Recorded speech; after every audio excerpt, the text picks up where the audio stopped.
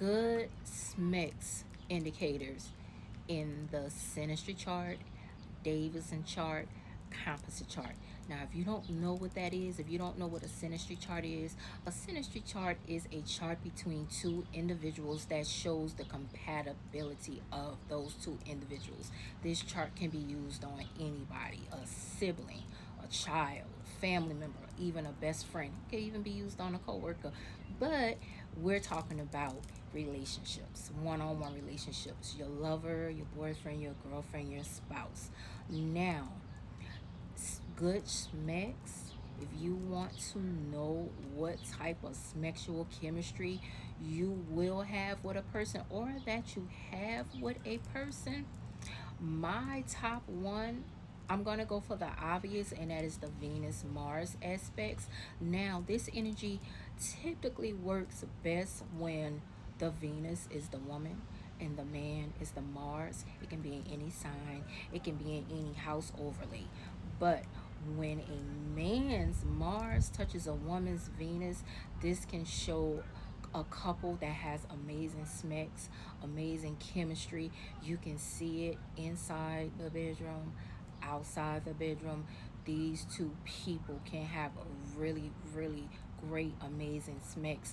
Now, some other indicators that can show the same thing or a similar energy, similar chemistry is going to be Moon Mars aspects, Mars to Mars aspects. So, like if you and your dude Mars is in the same sign, this can also show amazing smecks. Mars Sun aspects and Venus Pluto aspects as well. Now, the aspects that I just named, that I just listed, typically works well when those signs are in a conjunct, a trine, and a sextile. Either one. Now, the energy can swing back and forth when it's in an opposition and a square, but the energy works best when those five signs that I just named are in a sextile, conjunct, and a trine. Not so positive indicators that can be seen in a synastry chart. Now, with not so positive indicators, this can be your oppositions, this can be your squares, and it can be your conjuncts, because the energy can swing back and forth between all of these. Now, you can still see or get good chemistry, amazing smecks, passion, intense passion, amazing smecks, all that between two people. But when you have it in an opposition, a square, it brings in a lot of challenges, a lot of difficulties, a lot of, it can bring in drama, it can bring in lying, cheating, arguing, fighting, rage, possessiveness, jealousy, so on and so forth. Even fights, lots of fighting. You get the passion, you get the chemistry, you get the good smacks, especially when you got a Mars squaring a Venus. I don't ever want to be with a man that Mars is squaring my Venus, because I already know what I'm going to get with that. But with that, you get the chemistry, you get the passion, you get that intenseness that a lot of people want, but it can come with a lot of anger, rage, and fighting. I don't want to fight. I don't want to fight. I'm too old to be fighting. Eight house placement. So it doesn't matter whose planets fall in the eighth house. It could be your planets falling in your partner's eighth house, vice versa.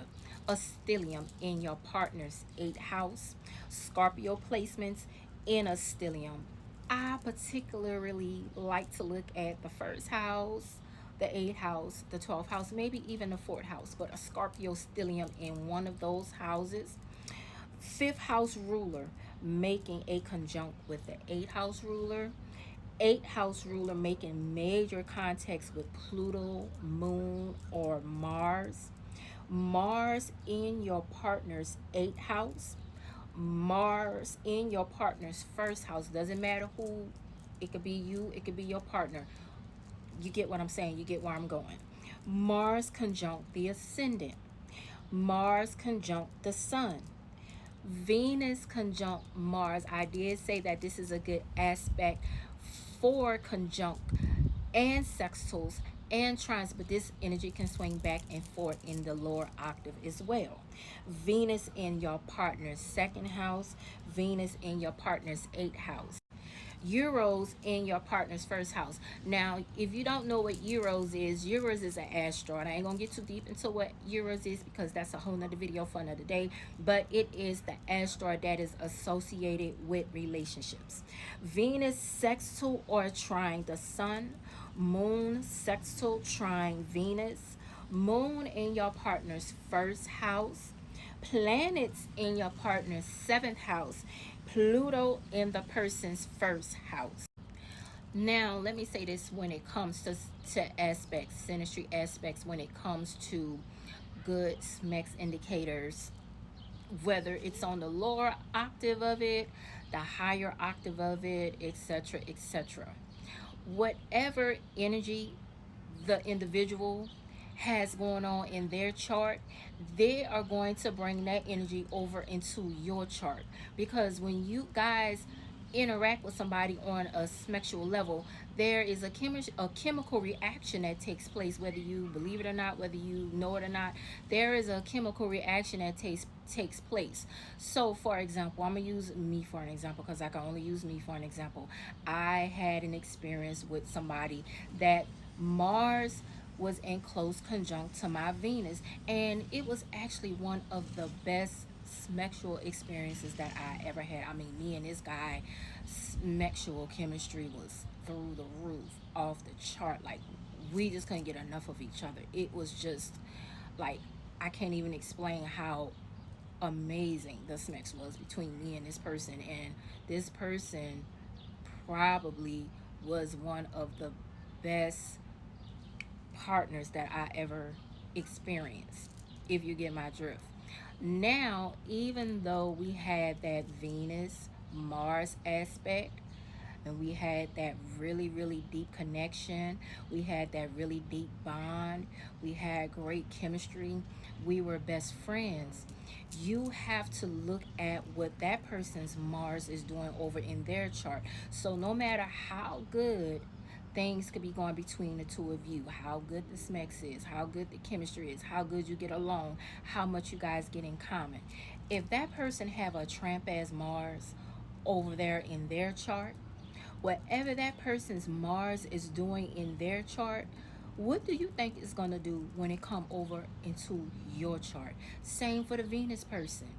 If you have a tramp as Venus, if you have low self-worth, or whatever you got going on with your Venus, what you think that Venus is going to do to that person's Mars? So if you guys are not the higher octave of that energy, yeah, you'll get all of that, but but it'll only last so long, and then, in my opinion, it becomes a karmic lesson, a lesson, and you just have to learn a lesson from it and move on. So you have to be careful with aspects, even with the good aspects. You still have to be careful what energy that person is bringing in from their chart into your chart, and vice versa. So I'm going to leave it there. That's all I have for you guys, and until next time.